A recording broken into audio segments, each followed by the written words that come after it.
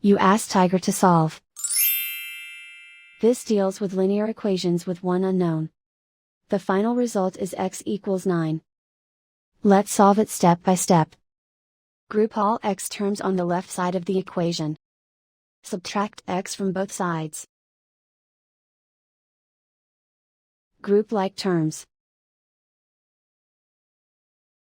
Simplify the arithmetic. Group like terms.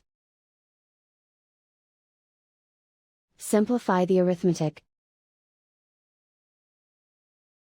Group all constants on the right side of the equation. Add 16 to both sides. Simplify the arithmetic.